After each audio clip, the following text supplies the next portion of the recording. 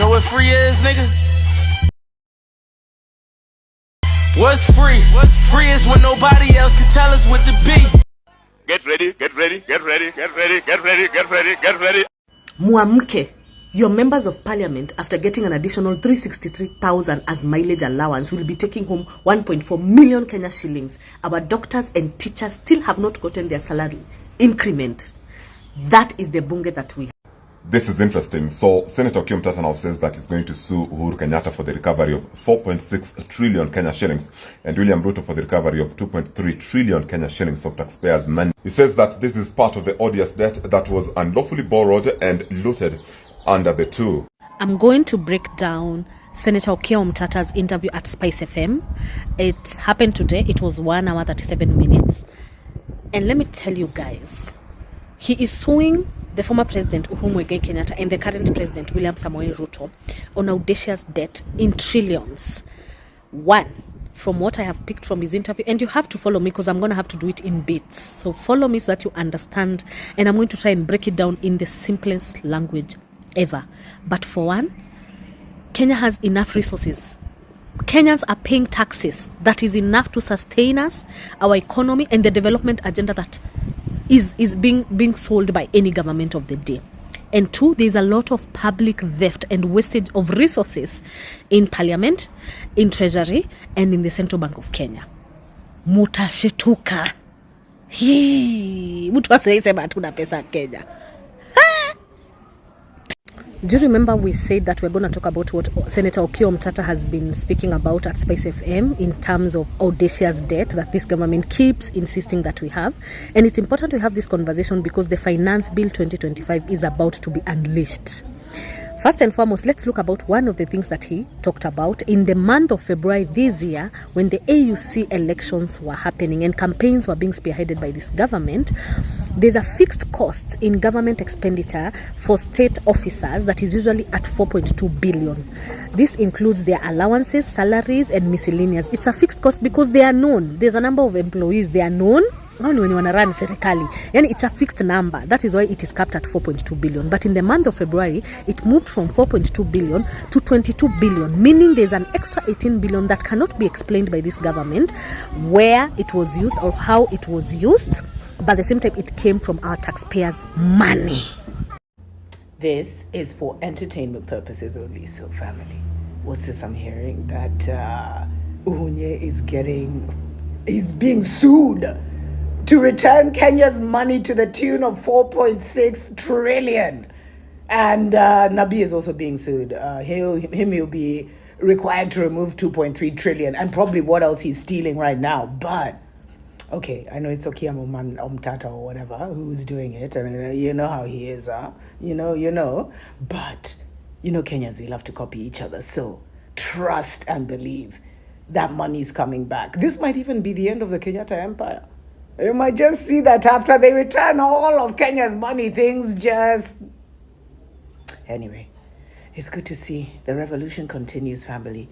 After Nabi's failed attempt to win Murima, it made him even look worse. Now they're being sued. Finance Bill 2025 inakutoa kwa nyumba utake usitake. Lazima Kenya isimame bwana. No, Kenya lazima isimame. Ambia employer wako waanza kuapply leave hiyo siku. Finance bill itakutoa kwa nyumba buda. Wewe niambie unaongezewa pay, ati umeandikwa mshahara unaongezewa pay to 35%. Niambie hujalipwa, hujakatwa ya nyumba, hujakatwa SHA. Wacha tu nikupe warning.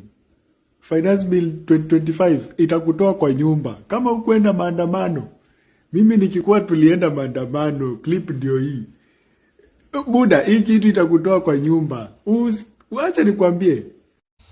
Ulazimishwe kulipa tax, housing levy, pension bili, SHIF na SHA, alafu akulazimishe kusave. Total ikuja 20k na una earn 15k. Kenya inaenda wapi?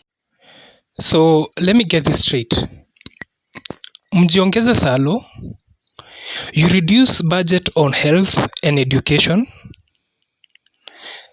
You haven't shown anything for the tax increases you did in 2024, all these years. Mnataka sasa kuongeza more tax. mkate payslip even more. SHA na housing levy na the new NSSF haijatosha. You guys are not content. Hivyo hapo ndio tumefika sasa. Haya. Well, we don't trust your sensitization. It's like you're telling us we're going to sensitize you on how we're going to steal your own money. Well, we will do the research for ourselves. We don't want to hear. We will see the finance bill and we will make the conclusion. That's all we have to say. Because in 2024, you did public participation. I saw on Citizen TV the likes of Eric Omondi talking about the same thing before the demonstration. You went all over the country. Of course, it wasn't like a big sensitization thing, but it was, of course, in the media. But there was a little bit of sensitization. And the people were rejecting this finance bill. Then, after you have listened to the people denying the finance bill, you went ahead and forced the finance bill on us until we had to breach parliament so that you revoke that finance bill. So why are we going to listen to you right now? Why would we do that? Why would we listen to your sensitization if you are going to pass it anyway? It doesn't make any sense. And already we are seeing members of ODM, all of a sudden they have become clever. I saw Junet Mohammed yesterday say that, if the taxes are increased in the Finance Bill 2025-2026 financial year, we are not going to defend this government anymore. When did you get so clever all of a sudden? It seems that we are being passed by the syllabus.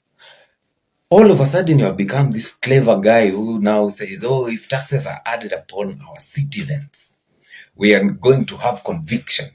All of a sudden. Really? I think these people are populists. And worse so, they follow one leader, Raila Odinga. If Raila Odinga says reject this finance bill, I'm sure all ODM MPs will stand with Raila Odinga and say, we are rejecting the 2025-2026 finance bill. And that's a problem. That's a big problem in the country. Go to the map of Africa. This is East Africa. This is South Africa. This is West Africa. This is the middle of Africa, Congo. All of these countries are rich. None lacks resources. We are rich. The only reason why we are poor is because we have sovereign people who are here, and we can see their flags. You can see Britain, you can see France, America. We know what it is that you're doing. And the companies that are selling us out, we also know their names. Everyone. We know you. We are not ignorant of what is going on. All we need is Africa to be sovereign. We've been under colonial power since time immemorial. We need to be free, and we are freeing not just Kenya, we are freeing the entire Africa. And once we do this, we shall also achieve this for the entire globe. Ask yourself a very specific question. What is the price of a cup of coffee in America? What is the price of a cup of coffee in Europe? How much do they get it from here? How much do they get it from here? A price of cup of coffee is $3. How much does a farmer get here? Does a farmer even get 1,000? They don't get even 1,000. Yet you have coffee that is being sold for one cup of coffee, 300 shillings. That's $300, more than 300 shillings. That is here with us, that is being sold for free. We want our resources. We want to be sovereign. We have been under colonial power for too long. We need to be free. Are we together? We need to be free. We are not poor as Africans, and this is not Kenya alone. This is the entire of Africa needs to be free, and we need to unite. Thank you very much. After kuangalia nikaona vizuri Mbadi CS wa treasury hapa Kenya, CS wa finance akisukumwa na pia wa president wa Faruk Kibet. Nilijiuliza maswali mingi. After kuona Mbadi akisukumwa kama umbwa, nilijiuliza maswali mingi. Kama Mbadi anafanywa in front of cameras, what is happening behind the cameras? What is happening behind the cameras? Huyu jamaa hata kofi anapigwa, hata ngumi anapigwa. There are so much happening behind the cameras. Lazima tujiulize maswali kama wa Kenya. Kama inafanyika mbele ya kamera, mbele ya watu, mbele ya public, na in private, what is happening? Wakati ambapo wako wawili kwa ofisi, nini inaendelea? Huyu jamaa anapigwa mpaka kofi na Faruk Kibet. Huyu jamaa anapigwa mpaka ngumi na Faruk Kibet. We must think beyond what we are thinking. Niliangalia nikaona yule ambaye ni CS wa treasury John Mbadi akisukumwa na pia wa President Faruk Kibet kama umbwa kutoka kwa red carpet. Na nikajiuliza maswali mingi sana. Yule bandi ambaye tulikuwa tunampea heshima kama chairman wa ODM alisukumwa kama yani mtu wa kawaida. Alisukumwa kama dogi. Nilijiuliza maswali mingi. Kama hii inafanyika in front of cameras. What is happening behind the cameras? Kama Mbadi anasukumwa hivi in front of cameras, mbele ya public, mbele ya kila mtu, what is happening when they are in private room? When they are in office, what is happening? Kuna mingi inafanyika. Huyu jamaa hata ngumi anakula huko kwa ofisi na Kibet. Huyu jamaa hata kiboko ananyoroshwa, anapigwa kiboko na Faruk Kibet. My friend, kile kinafanyika behind the camera ni vitu mingi sana. There are so much happening behind the cameras. We must think beyond this. Kuna vitu mbaya zinafanyika. Jamaa anateswa.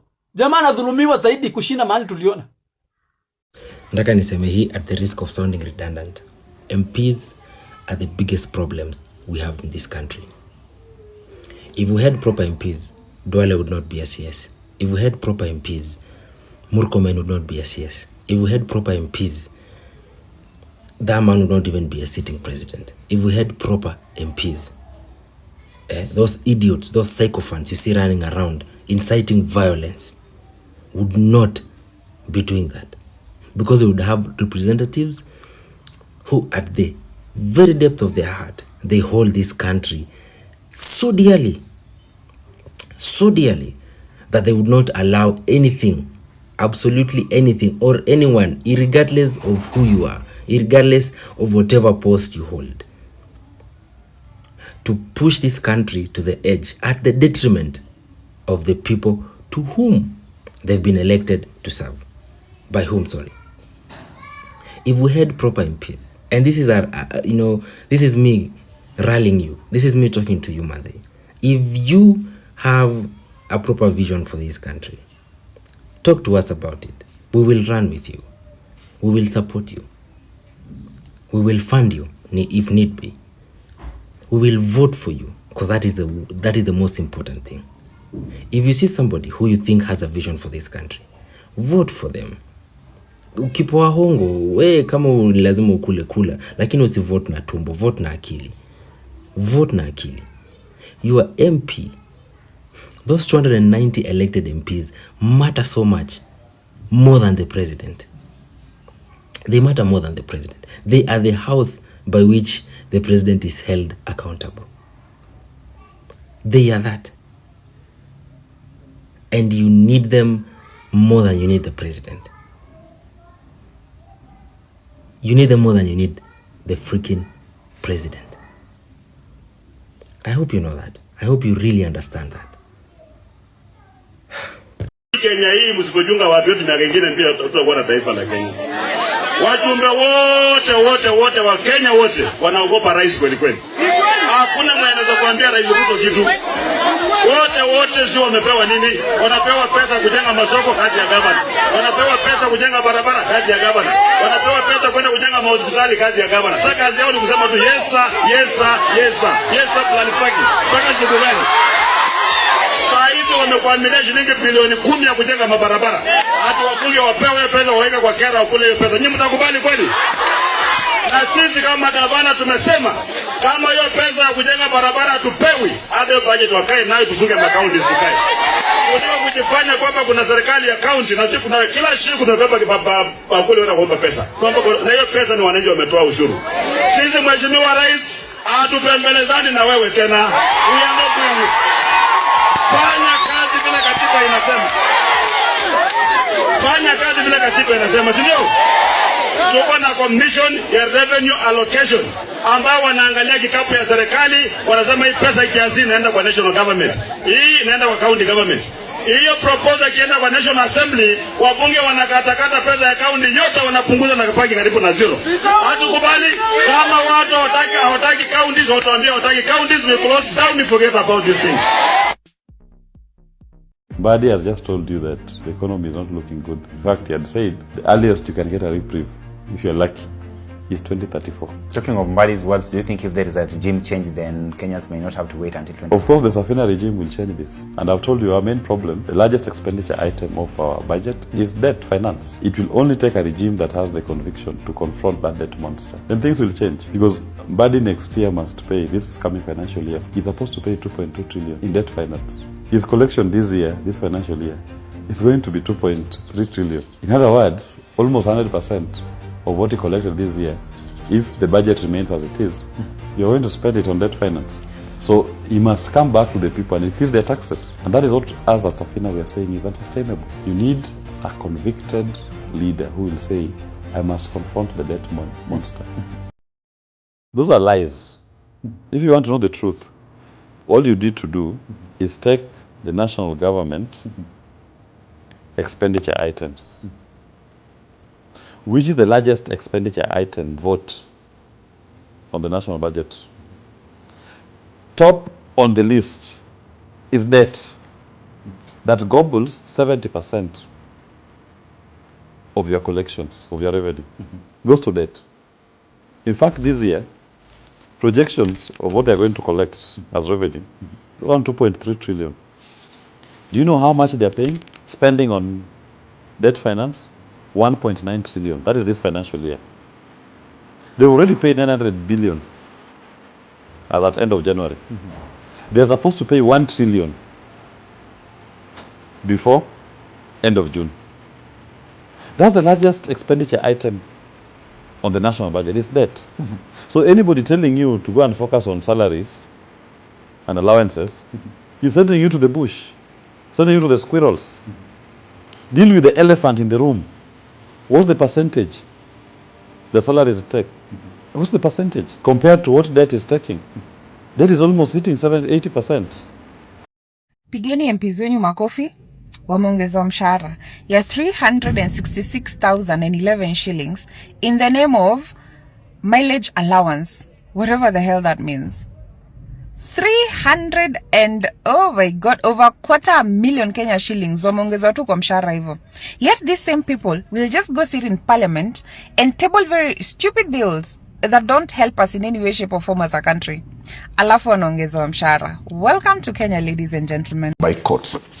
But the truth for the matter is we don't have a parliament. We don't have an executive. In fact, let's be practical. Most Kenyans do not know, and I repeat it, and I think I've said it in your show before, if not to you or with Trevor, that, Ruto is the longest elected politician in the history of Kenya. He has never lost an election since 1997. Do the maths. Maybe you mean for those in office today, because Kibaki was longer. I don't know how. Kibaki is passed on.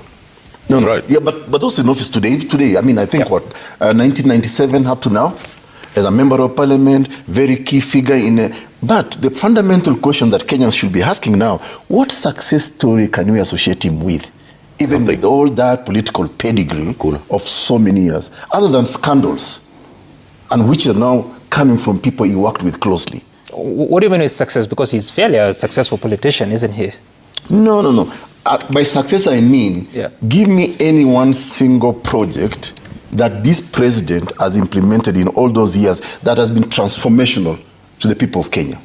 I mean, people can remember, that's why people call him Arap Mashamba, because of land-related scandals. The Maindi saga, the Arol Kimwarer. The list is so long. In fact, remember, I think we had this show, maybe with Abdikadir, when they were accusing Gachagua of being corrupt.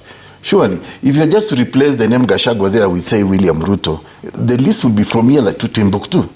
And you need to start beating people up for being nonchalant when it comes to current affairs. Because what do you mean you're just quiet, not doing anything? Finance bill, you are quiet. Abductions, you are quiet. Femicide, you are quiet. Right now, literal high school kids are being tear-gassed by grown men for performing as a play, a literal play. And you're quiet. You can't retweet, you can't repost, you cannot share a post to your story. Nothing. Uko tu kila saa all year round unakuanga tu umenyamaza. What's wrong with you guys? How brain dead are you? Like, kwani mko nchi ingine? Like, don't these things phase you guys? Oh my god, that's so unbelievable. You guys need to style up. because you're the ones who bring the movement down. You like me, why them a fight me? You like me, chewing a bone, a bite it.